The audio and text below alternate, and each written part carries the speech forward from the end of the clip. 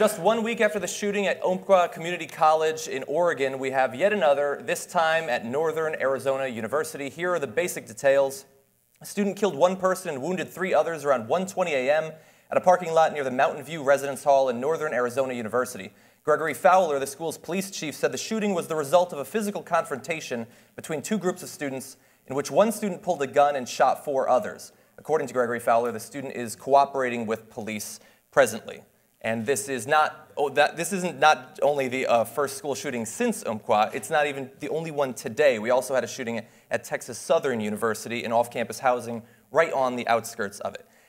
We have dozens and dozens of school shootings each year. This one, of course, distinct in that it's not a planned mass shooting. It was an altercation that got out of hand, coincidentally perhaps, because of the presence of a gun. We've got a lot of supplementary information about that and about the potential connection between more guns and more violence, but are any of you at all surprised that we can't go one day without a shooting like this? No, of course not. So 47 school shootings this year.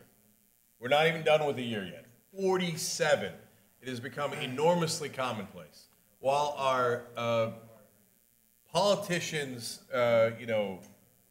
fear-monger on the issue of terrorism. Oh my God, they're going to get us, they're going to get us, they're going to behead all of us, Sharia law is coming, everybody be panicked about it, let's go invade a couple of countries, waste a couple of $1 trillion doing that.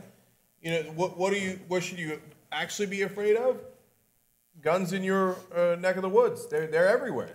They might even be here. I mean, look, there was a little bit of security as we entered, but everywhere in the country, everybody's packing. That's literal. I mean, out of 100 people in America, 88.8 guns. These are privately owned guns, already privately owned guns. More than 1 per adult. By far more than 1 per adult. I mean, we know that there's a lot of people with 80, but nonetheless. So you get into an accident with somebody on the freeway and it escalates. You know, if you just were to believe those numbers, depending on where you are, that suggests that you could easily be encountering somebody who has a gun. I mean, 47, that's like 1 a month. So, pretty sure it's not. That's not. I'm not a math surgeon, but the point. But I like to hear all the recycled bullshit talking points about why we can't ever fix anything. And you know, Jack, the only thing that can stop a depressed, upset, angry college kid is a good guy who's upset, angry, and depressed. I don't know how the fuck that works, but it works somehow like that. You know, you mentioned that stat, 88.8 guns per 100 people. So we lead the world with 88.8. I was most struck by the country that's second. That's staggering. We lead in second place with 54.4. So we have a gigantic lead. The second place country isn't even a real country. It's Yemen. Yeah. They're like, the government didn't work. They're in civil war. And they have 34.4 fewer guns per 100 people than the United States. It's amazing. If they want to get back into official state status, they need far more guns. They're going to need some more guns. But here's why this shooting in particular, I think, is so important and timely. Coming out of the experience on Thursday and Friday, the Oregon shooting, we heard a lot of people saying a lot of incredibly stupid things about gun-free zones and what liberals think gun-free zones are intended to accomplish. And they try to say, well, look, if there had been more guns at this campus and it hadn't been a gun-free zone, we could have averted it. Well, first of all, there were guns on the campus and it's not a gun-free zone. But no liberal, as far as I can see, as far as I've heard, thinks that the policy of gun-free zones on campuses is designed to stop criminals at the gates from getting in. Nobody thinks that. It's not supposed to stop that type of gun violence. It's supposed to stop other types of gun violence, like, for instance, guns accidentally going off and hitting people, guns being stolen and then being used in crimes, or altercations that do not have to lead to anyone dying, that could just end with somebody being punched in the face, turning deadly, and that's exactly what happened in this case. If he hadn't had that gun, no one would have died in this shooting. But because he thought, someday I might need to defend my life, and suddenly he's in a fight, and he thinks this is exactly like my fantasies, I better pull my gun out, somebody is dead and others are wounded. You know how many stupid fights there are in college? I mean, I don't know how many I got in, 12, 2 dozen, right? Thank God there were no guns there. Now, everybody's got a gun, so you get into a stupid fight in college, and it's deadly. And 4 people get shot. That's how it works. Look, let's show the next graph here, because this gives you a sense of perspective on where America stands. So here you're seeing the countries, the number of guns, and the homicide rate by guns. And so as you look at that, the United States is almost literally off the chart. Now, as you look at that, you think, no, we got this under control. We're #1. You know, you would think that if you were a stupid right-winger, but if you cared about your life and you didn't want to get shot, you'd look at it and go, that is a disaster. If I didn't know better, I would say that chart was fake and had been designed by Jason Chavez.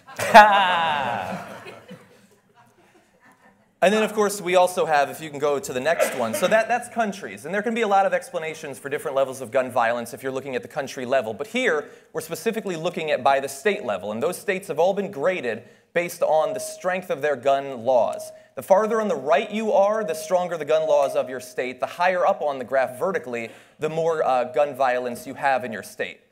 That's not a perfect correlation, and it certainly doesn't prove causation by itself. But that's a pretty strong statement for even inside of America, even with the weak gun laws that we have now, their ability to control violence, at least currently. All of this flies in the face of what's obvious. If you have more guns, you're going to have more people shot by guns. Like it's not, you don't need to be a scientist. I don't need that chart. I knew that's what that chart was going to say because it's obvious. Okay, well, if that doesn't surprise you, let me surprise you. Oh, please do. Everybody, I think, understands that if you're running around with a gun, the people that you get in fights with are more likely to die. It doesn't turn out that's not the extent of it. You're actually more likely to die. A Philadelphia study found that the odds of an assault victim being killed were 4.2 times greater if he carries a gun. If he has a gun and he actively resists, the odds of being killed are 5.45 times greater than if he were unarmed. So people who could have gotten out of a situation without themselves being harmed, if they have a gun and if they feel emboldened to attempt to defend themselves, as the NRA and Republican politicians constantly tell them they should, they are significantly more likely to be killed. So you're saying that the more guns there are, even the person carrying the gun is more likely to get... I'm going to just ignore that information. Yeah, exactly. And by the way, so I had dozens of these sorts of studies that I wanted to spotlight. We don't have time for it, but there's simple things like a woman who's being domestically abused is 6 to 7 times more likely to be killed if there's a gun in the house. All sorts of stuff, like people who are driving, if it's a road rage situation, if they have a gun, they're more likely to flip off drivers, and they're more likely to attempt to take it from something that's purely verbal and turn it into a physical altercation, just because they feel emboldened by the fact that they themselves have a gun. But not in bars, right? Like if they're... actually, that effect goes away. If you're drunk, the effect goes away. Oh. Yeah. Because people feel timid and shy when they get wasted. Right. Yeah. You want another drink? You know what? I'm packing tonight. I'm going to go easy. I know I carry mace. I carry bear repellent with me when that's true. When I walk my dog at night, and I'm waiting for someone to come at me. I'll tell you right. So if I had a gun, that would be not good. But what's amazing is John also found a stat that if you have bear repellent on you, you are more likely to be attacked by a bear. And if you resist, eaten by the bear. No, what's amazing is that Jimmy carries bear repellent at night, every night in Pasadena. That's true? That's true. There's coyotes in my neighborhood. Pasadena's a little bit wild. I have coyotes. Were they out of coyote repellent? You just got the bear repellent, because what the hell? Yeah. Okay. And if you're a bear of any sort in Pasadena, don't approach this guy. That's right. Exactly. Okay. Now, overall, the answer is obvious. It's the guns, stupid. Yeah. And I direct that to the whole country, because apparently 50% of the country doesn't get what we're talking about here. Certainly their leadership doesn't get it. The NRA doesn't want to get it because they represent the gun manufacturers. And so if you have more guns, you have more people dying by guns. There's 1,000 different ways you can prove it. We've shown you a lot of it right here. And unfortunately, we get evidence of it every single day in actual mass shootings throughout the country. Yeah. When is it going to get through to them?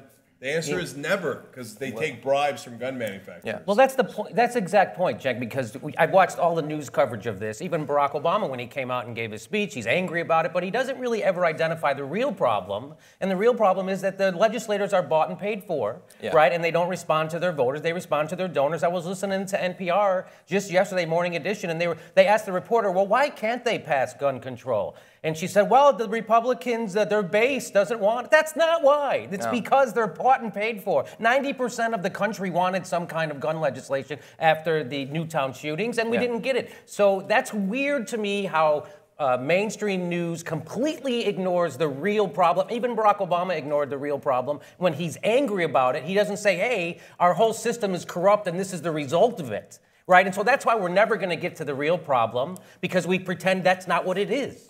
So even over 70% of NRA members wanted federal background checks that President Obama was pushing for last time. Yeah. And none of the Republican politicians voted in favor of it, and he lost some Democrats. Why? Because they don't represent the NRA members. The NRA represents gun manufacturers, and the gun manufacturers told them, we're going to have more guns, even if it kills you. Yeah. In this case, it is literal.